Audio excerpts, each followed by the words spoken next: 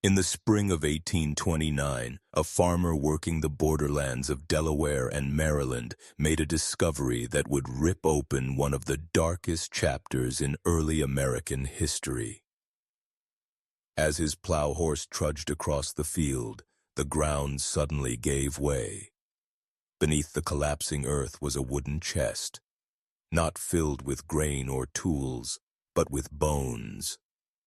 The skeletal remains inside were unmistakably human, their skull scarred by violence. That chest was only the beginning.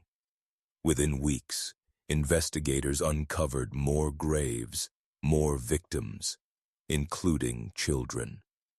And at the center of this nightmare stood a woman whose name had already spread in fearful whispers across the region.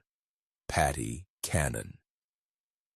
For nearly 20 years, she ruled over a criminal empire now remembered as the Reverse Underground Railroad, a brutal network that seized free African Americans and escaped slaves, only to sell them back into bondage in the Deep South. But kidnapping wasn't the extent of her crimes. Patty Cannon was also a murderer, eliminating rivals, witnesses, and even children who threatened to expose her. Court records charged her with 4 murders. Survivors insisted the true number was far higher, possibly more than 20. Before we unravel her bloody legacy, let me ask you this. Where are you watching from right now? Drop your city or state in the comments below. And make sure you're subscribed, because what you're about to hear is one of the most chilling true crime stories in American history. The discovery of those first bones would unravel a conspiracy that had thrived for years, hidden in plain sight. For more than a decade, Patty Cannon's network had operated almost untouchable, shielded by prejudice, confusion over state borders, and the cruel fact that most of her victims were people society barely bothered to count. The land she chose for her empire was perfect for crime. In the early 1800s, the settlement now called Reliance sat where 3 jurisdictions collided: Sussex County, Delaware, and Caroline and Dorchester counties in Maryland. A fugitive could cross a line and instantly escape the reach of local lawmen. The region itself looked ordinary: endless pine forests, marshland, and scattered farmsteads. But it was a landscape of concealment. The twisting Nanticoke River offered a silent highway, carrying captives south under the cover of night. Dirt roads were little more than rugged cart paths, and the nearest towns were days away on horseback. At the heart of it all was a crossroads and a tavern. Locals called it Johnson's Crossroads. Outsiders saw a rustic stop for weary travelers. But in truth, it became the headquarters of the most notorious kidnapping ring in American history. Here, hidden behind shutters and beneath cellars, people vanished without a trace. Patty Cannon, born Martha Cannon, though some records suggest her real name may have been Lucretia Patricia Hanley, appeared, at first glance, like any other farmer's wife in the borderlands. She had likely arrived in the area around 1790, married Jesse Cannon, and settled into a modest home on a farm straddling the Delaware-Maryland line. Together they raised a daughter, worked the land, and outwardly lived as any rural family might. But the home itself would soon tell another story. Hidden rooms and concealed spaces were built within its walls, chambers never meant for storage or farming, but for human captivity. What looked like an ordinary 2-story farmhouse became a cage for the innocent. Neighbors described Jesse Cannon as a quiet man, a farmer who kept to himself. But Patty, she was different. Contemporary accounts painted her as tall, broad-shouldered, with an intimidating presence and a voice that cut through a room. She was said to have a violent temper and a terrifying strength unusual for a woman in that era. By the mid-1820s, Jesse Cannon was gone. Some whispered he'd been poisoned by his wife. And with his death, Patty seized full control of the land and the secrets buried within it. Behind the facade of a widow's farm, she began weaving the threads of a criminal empire that would one day make her name synonymous with terror. To understand Patty Cannon's rise, you have to understand the world she operated in. The early 1800s were a turning point in America's slave economy. When Congress banned the importation of enslaved Africans in 1808, the demand for labor in the Deep South didn't shrink. It exploded. The invention of the cotton gin had transformed the South into a machine hungry for workers. Vast new plantations in Alabama, Mississippi, and Georgia demanded hands to pick, plant, and harvest. With no fresh captives arriving from Africa, enslaved people already within the United States became the only supply. Prices soared. A healthy young man who once cost $300 might now sell for over $1,000, a fortune at the time. The booming domestic trade turned people into commodities more valuable than land itself. And for predators like Patty Cannon, that rising value was irresistible. The Delmarva Peninsula, home to large communities of free African Americans after gradual emancipation, laws became her hunting ground. Free men and women had little protection, and their disappearances were rarely investigated. To the law, their freedom papers could be torn up, their voices silenced, and their lives erased. It was the perfect storm, a vulnerable population, an unchecked demand for labor, and one ruthless woman willing to turn human suffering into profit. For the free black communities of Maryland and Delaware, the early 1800s were years lived under a shadow. On paper, they were free. In reality, freedom was fragile, little more than a slip of paper that could be ripped away in an instant. They could not vote. They could not testify against white criminals in most courts. They were forced to carry documents at all times proving their free status, and even then, it wasn't always enough. One accusation, one forged bill of sale, and their lives could vanish into slavery. Families lived with the constant fear that their children might not return from an errand, that their loved ones might be taken on a lonely road, or that strangers offering work could be the last faces they ever saw. This vulnerability was the lifeblood of Patty Cannon's empire. She knew the law would not protect them. She knew white authorities would look the other way. And she knew that neighbors who suspected her crimes would stay silent, because to them, the victims didn't matter. It was into this climate of prejudice and indifference that Patty Cannon built her reign of terror, a reminder that evil doesn't need an army. It only needs a society willing to look away. Patty Cannon was no ordinary figure.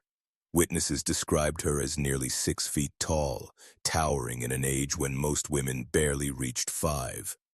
She was broad, strong, and carried herself with a presence that unsettled everyone around her. Her voice was low and commanding, her temper infamous. Neighbors spoke of violent outbursts, sudden fits of rage, and the kind of glare that made even hardened men uneasy. By the late 1820s, she was a widow.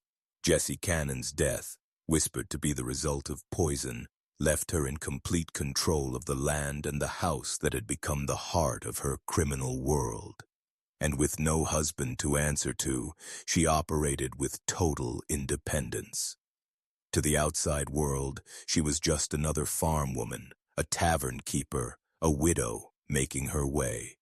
But behind closed doors, Patty Cannon was orchestrating kidnappings, murders, and trafficking on a scale that would shock the nation.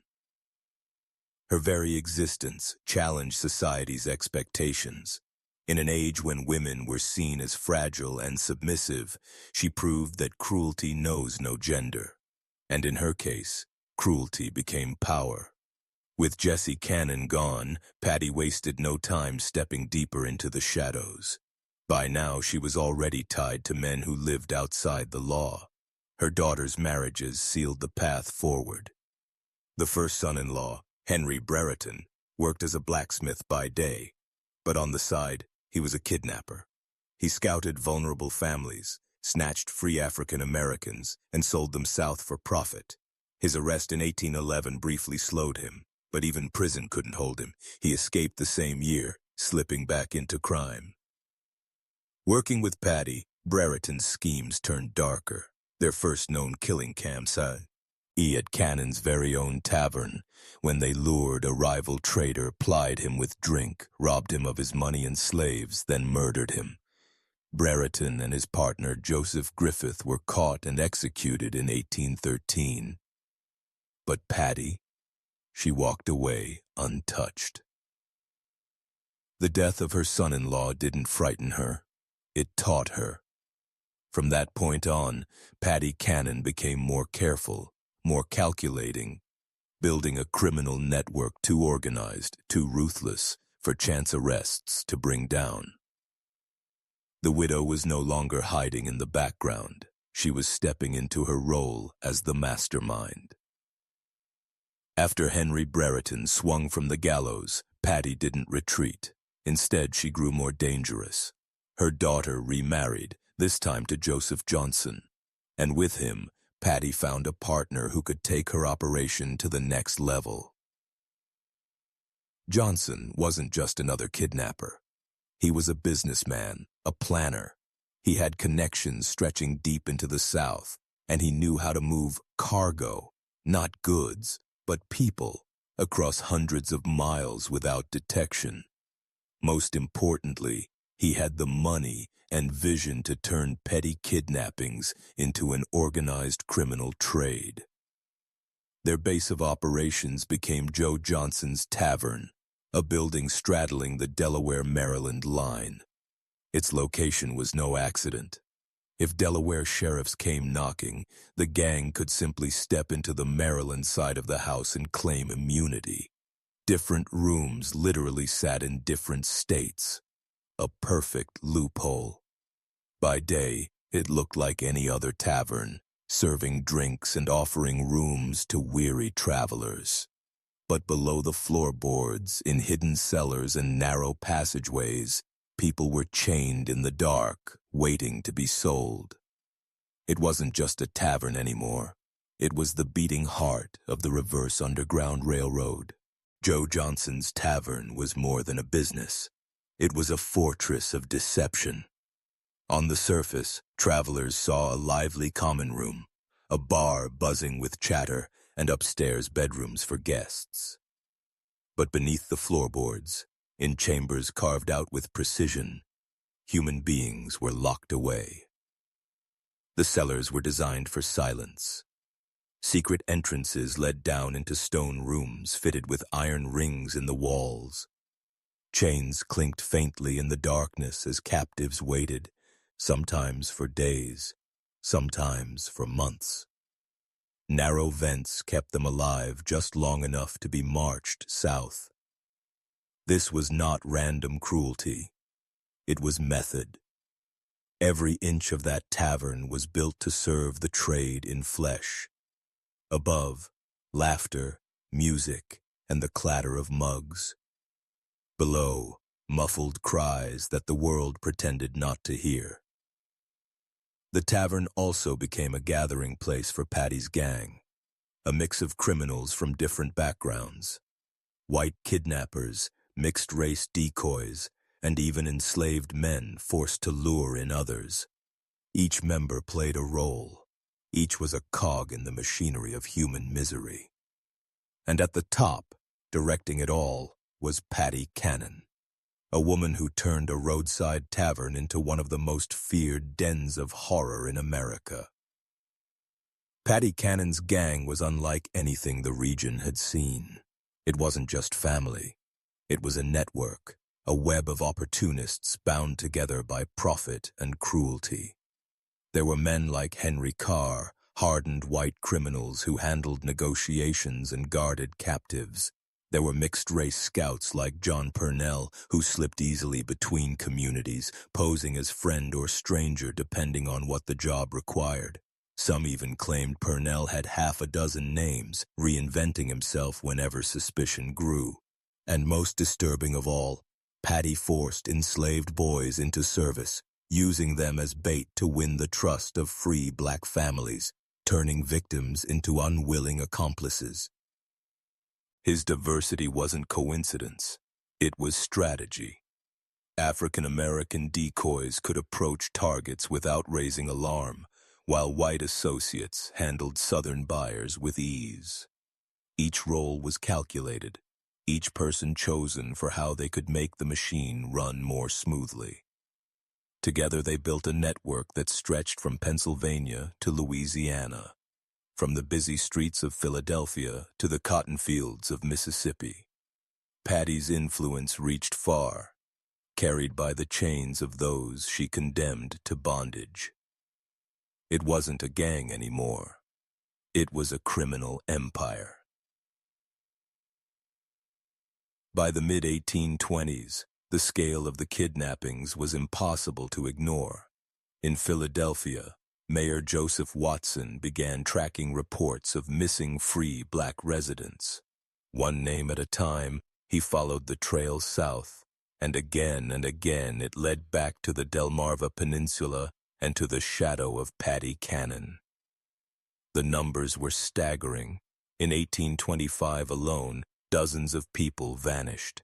Young men and women were the prime targets, fetching the highest prices in southern markets.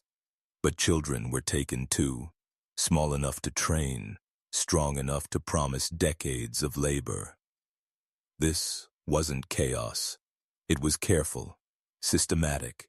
The gangs studied their victims. They knew which families were struggling, which young people had lost jobs, which parents might trust a promise of work in a distant town. They preyed on vulnerability, disguising abduction as opportunity. To the communities left behind, the disappearances spread terror. A son gone after meeting a stranger.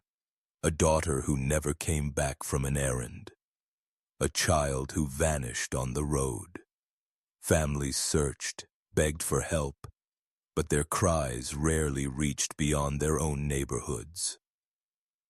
And all the while, Patty Cannon's wagons kept rolling, carrying human lives into the darkness of the Deep South. Among the many who vanished, one survivor's voice broke through the silence. Her name was Lydia Smith, a 25-year-old free woman taken in 1825. Her account, preserved in court records, would later reveal the true horror inside Cannon's world. Lydia described being seized on a lonely road outside Philadelphia, blindfolded, chained, and hauled south in a wagon. Days later, she was delivered into the very heart of the nightmare. First held in Patty's house, then hidden away in Johnson's tavern. She remained there in chains for 5 months. Her words painted the underground hell, dark rooms where captives were bound to iron rings in stone walls, scraps of food tossed in just enough to keep them alive, the air rank with fear and sickness. The victims knew their fate, to be marched south and sold, their names erased, their freedom gone forever. Lydia recalled the way documents were stripped from her, how belongings were destroyed, how her identity was rewritten to fit a false history. Resistance was met with beatings, compliance with starvation. It was only through sheer luck and the persistence of Mayor Watson's investigation that Lydia Smith was rescued. Without her testimony, countless details about Patty Cannon's operation might have been lost. Her voice became proof of a system that thrived in the shadows, proof that the whispers were real. Lydia Smith's story was not unique. Dozens endured the same fate, hidden beneath floorboards, robbed of their freedom, and sold into lives of misery. And yet, The local community remained silent. Neighbors whispered about strange wagons arriving at odd hours. They noticed unfamiliar faces, children who appeared and then were never seen again. They saw travelers vanish after stopping at Cannon's Tavern. The evidence was there, but silence prevailed. Why? Because the victims were black. In a society that viewed them as lesser, their disappearances carried little weight. Authorities, when notified, shrugged off concerns. Even when suspicions grew, bribes and intimidation kept lawmen looking the other way. Some neighbors did more than ignore. They profited. Merchants sold goods to the gang without asking questions. Farmers turned over supplies, knowing what was happening. A few even passed along information about vulnerable families, helping Patty choose her next victims. The system didn't just fail the captives, it enabled their tormentors. It was only when white men, wealthy slave traders carrying thousands of dollars, began to vanish that real attention was paid.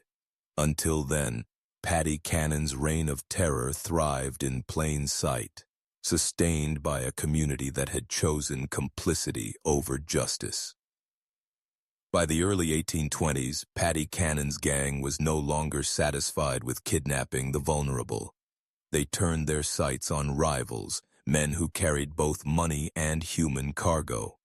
One of the first cases involved a Georgia slave trader who vanished while traveling through the region. He had been seen at Cannon's establishment with a large sum of cash, reportedly tens of thousands of dollars, enough to purchase dozens of enslaved people. Days later, his horse turned up in Patty's possession, but the man himself was gone. Her method was always the same. Rival traders were welcomed into the tavern, served food and drink, and encouraged to boast about their wealth. Once they revealed their business, the trap was sprung. They were robbed, murdered, and their bodies buried in secret. Their cash funded Cannon's network. Their captives were absorbed into her own trafficking ring. These killings were not just profitable, they eliminated the competition. Fewer rivals meant more control, and Patty was determined to dominate the trade. But this shift came with risk.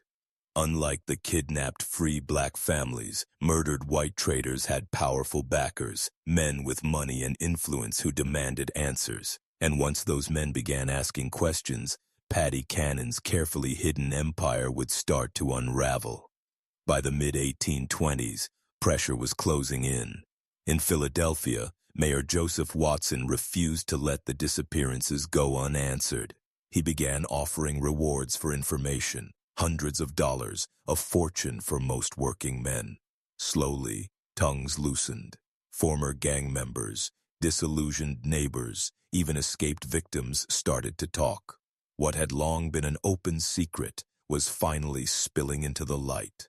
Meanwhile, governors and officials across state lines were beginning to connect the dots. The kidnappings weren't isolated events. They were part of a system, a network that spanned multiple states and thrived by exploiting legal loopholes at every border. For Patty Cannon and her gang, the response was predictable: more violence. Rather than scaling back, they silenced potential witnesses with blood. Anyone who threatened exposure, anyone who hesitated in loyalty, became another body in the ground. But this escalation was a mistake. By murdering those who could be ignored no longer, Patty drew the kind of attention she had avoided for nearly 2 decades. And now, the law was finally closing in. Among all the people tied to Patty Cannon, none would prove more important than a boy named Cyrus James. Patty had purchased him when he was only 7 years old. He grew up inside her household, not as family, but as property. As he got older, she forced him into her schemes. Cyrus was made to lure other African Americans into traps, to act as a decoy, and to watch over captives chained in the darkness. But while Patty believed she had broken him, Cyrus was watching, remembering. He saw the brutality up close. He saw children beaten, mothers separated from their babies, men murdered for resisting. He even helped bury bodies, not by choice, but because refusing meant his own death. Patty controlled him with a cruel mix of false favor and terror. At times, she treated him as if he were part of the household. At others, she threatened to sell him south into a fate worse than death.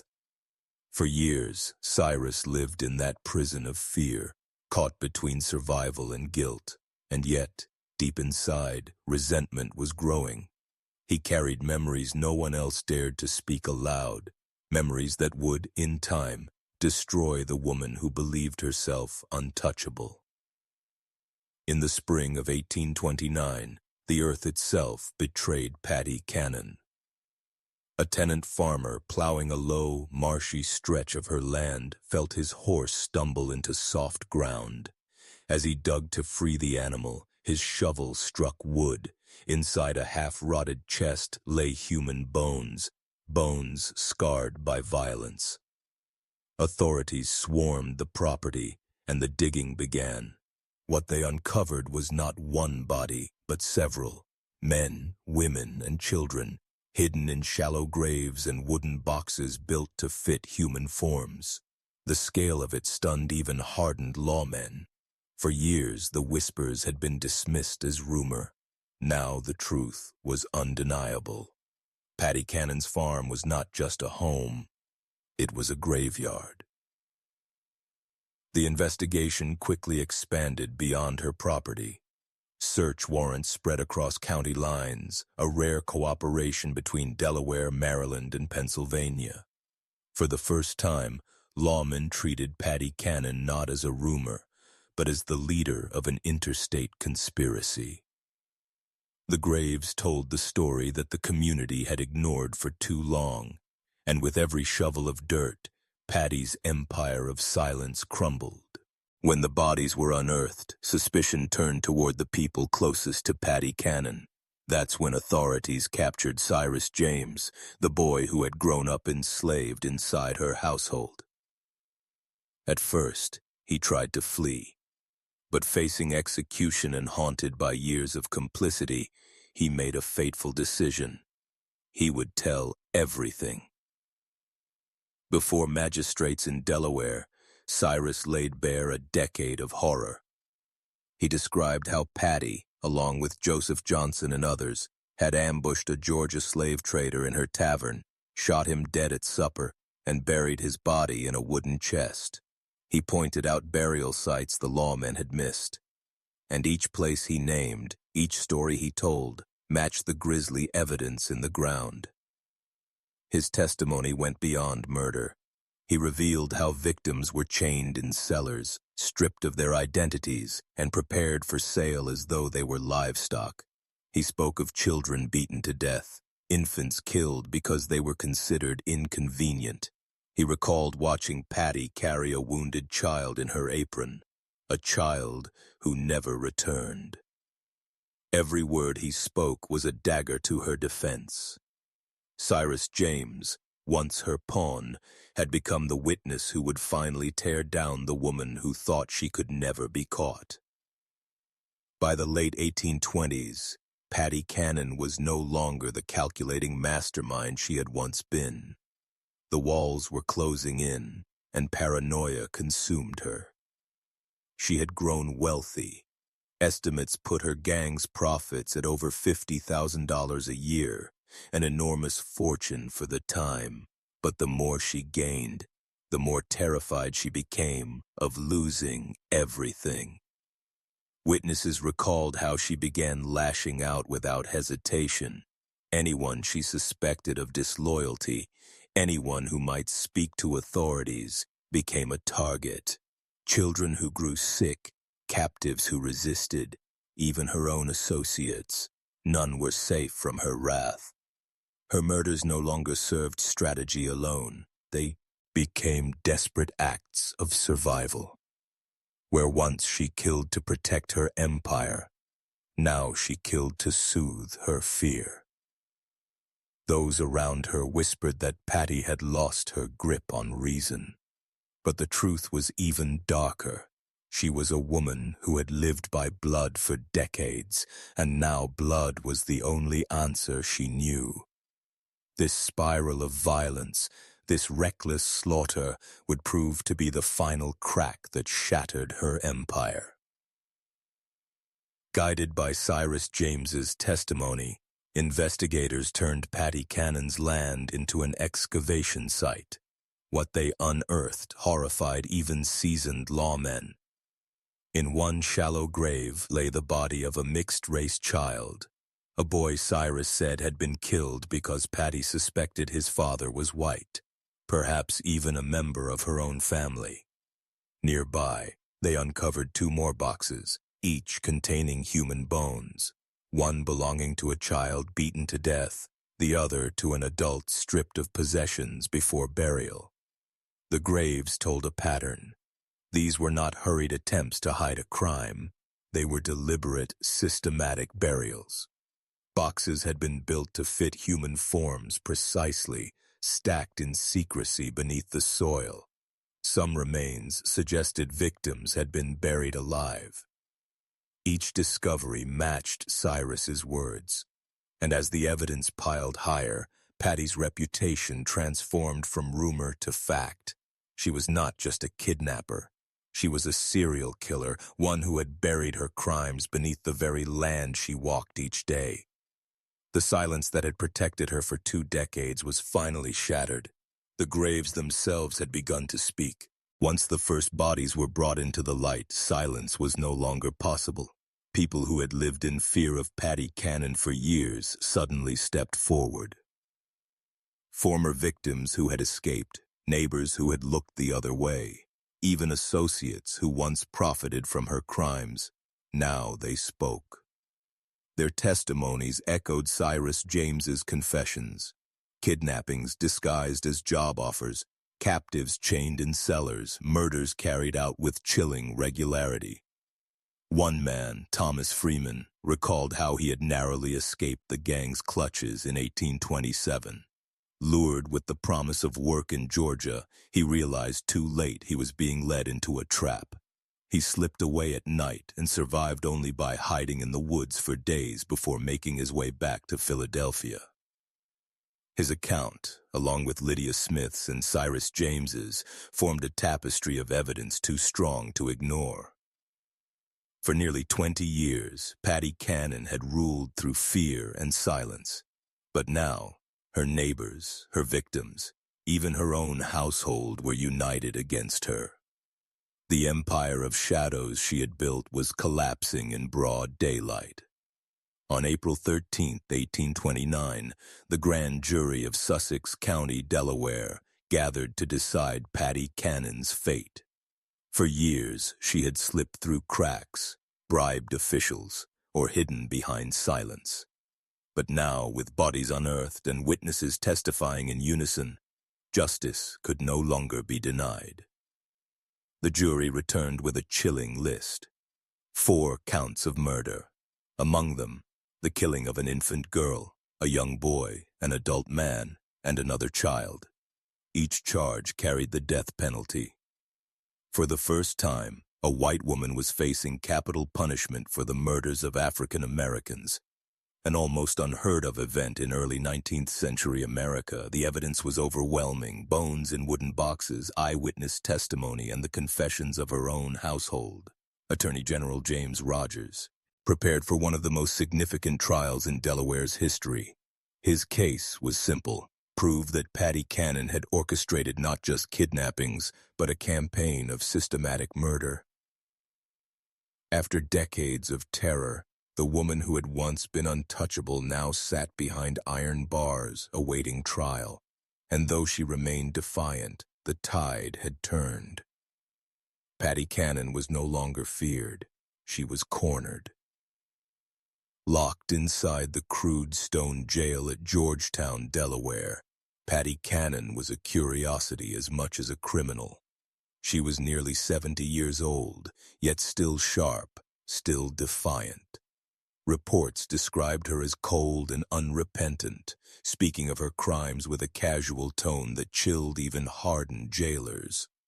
She admitted to killing more than 24 people, rival slave traders, witnesses, even children, not with shame, but with the indifference of a businesswoman explaining her trade. To Patty, murder was just another tool of profit. Fearing an escape or rescue attempt, guards reinforced her cell with extra bars and heavy locks. She was watched constantly, day and night, yet even in chains, she carried herself as though she were untouchable, bewildered that society dared to call her actions crimes. To her, the men, women, and children she destroyed had never been people. They had been property. And now, she could not understand why the law refused to see it that way. But no amount of arrogance could stop the inevitable. A trial date was set. The gallows waited. And for the first time in her life, Patty Cannon could not kill her way out. The trial never came. On the morning of May 11th, 1829, guards entered Patty Cannon's cell to find her lifeless on the floor. Clutched in her clothing was a small vial. The cause, poison. How she obtained it was never solved. Some believed sympathizers had smuggled arsenic past the jailers. Others claimed she had hidden it away for weeks, waiting for the moment. What is certain is this: Patty Cannon chose her own death rather than face the hangman's rope. For the families of her victims, her suicide robbed them of justice. They would never see her stand trial, never hear her convicted in court, never watch her pay the price publicly for decades of terror. Yet in choosing death, Patty gave a final demonstration of the same control she had wielded all her life. She had taken hundreds of lives on her own terms, and in the end, she took her own the same way. But what she left behind was not closure. It was chaos, unanswered questions, and the echoes of hundreds of stolen lives. With Patty Cannon's death, the reverse Underground Railroad in Delaware collapsed. Her co-conspirators scattered. Joseph Johnson fled south. Others vanished into obscurity. But the damage had been done. Historians estimate that her gang kidnapped and trafficked hundreds of free black men, women, and children, their lives erased, their names lost to history. Even in death, Patty Cannon's infamy lingered. Her skull was displayed for decades, passed between museums and libraries as a morbid relic of one of America's darkest figures. The land she once ruled over was renamed to bury the shame, but the stain could not be washed away. Her story is not just about one woman's cruelty. It is about a system that allowed her to thrive, a society willing to look away, laws too weak to protect the vulnerable, and neighbors who chose silence over justice. Patty Cannon's empire reminds us of a haunting truth. Ville does not survive in isolation. It survives when entire communities allow it. The bones unearthed in 1829 spoke for the voiceless, and today, their story remains a chilling reminder of what happens when fear, greed, and silence hold more power than humanity.